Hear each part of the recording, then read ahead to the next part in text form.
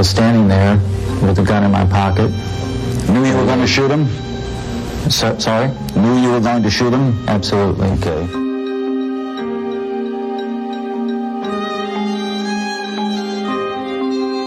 And he came out of the building, and the photographer that I mentioned earlier, Paul Gore, she kind of pushed me forward and said, here's your chance. And you've been waiting all day. You've come from Hawaii to have him sign your album. Go.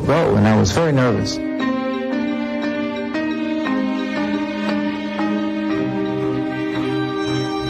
I was right in front of John Lennon there instantly, and I had a black Bic pen, and I said, John, would you sign my album? And he said, sure. Yoko went and got into the car, and he pushed the button on the pen and started to get it to write. It was a little hard to get to write at first. Then he wrote his name, John Lennon, and then underneath that, 1980. And he looked at me, as I mentioned earlier, he said, is that all?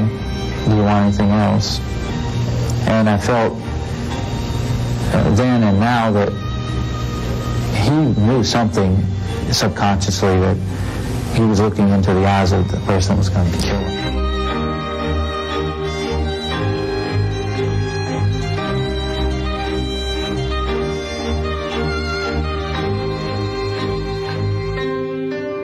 The limousine pulled up, the door opened, the rear left door opened, Yoko got out.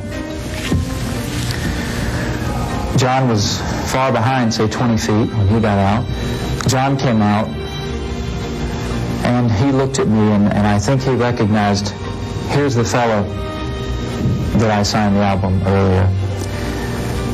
And he walked past me. I took 5 steps toward the street, turned, withdrew my Charter Arms 38, and fired 5 shots into his back.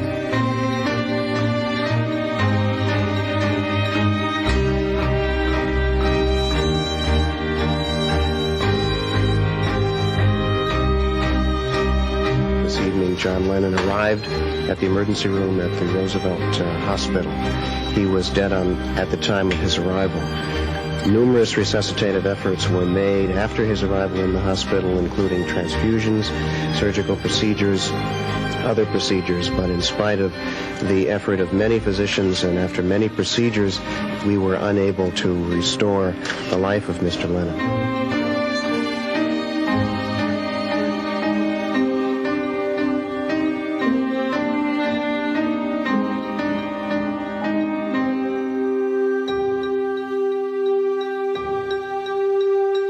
Witnesses told police Lennon was shot near the door to his apartment building as he and Yoko Ono returned from a recording studio.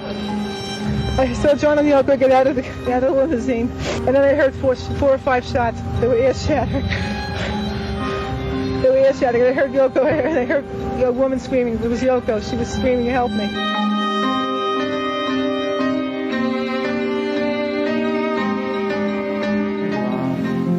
Mark was a Southern boy, born in Texas, but raised here in this quiet, respectable suburb of Decatur, near Atlanta in Georgia. Later, he'd speak of an unhappy childhood spent in this house with a father he called cold and unresponsive. But his mother, questioned after the killing, has said she noticed nothing wrong in those early days.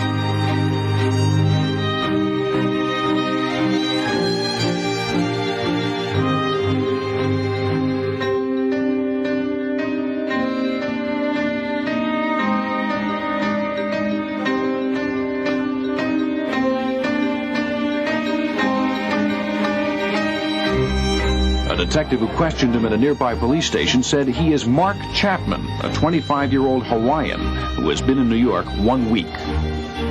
He, Mr. Chapman, has been about the Dakota for the last several days. He was there on Saturday asking about Mr. Lennon. He was there on Sunday asking about Mr. Lennon. And he was there again this afternoon when Mr. Lennon and his wife left for a recording session. He was able to obtain an autograph on an album from Mr. Lennon as he left for the recording studio where he was going. He remained at that location all evening waiting for Mr. Lennon to come back.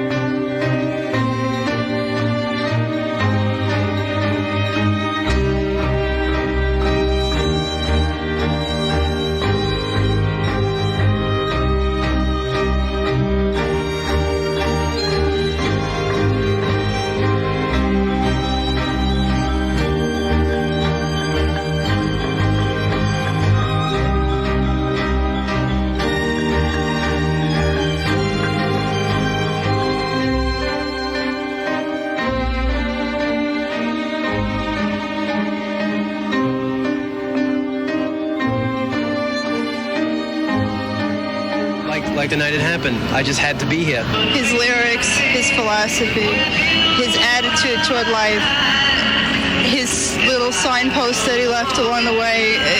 He was a leader in everything. All day long, they have been coming to pay their respects to John Lennon.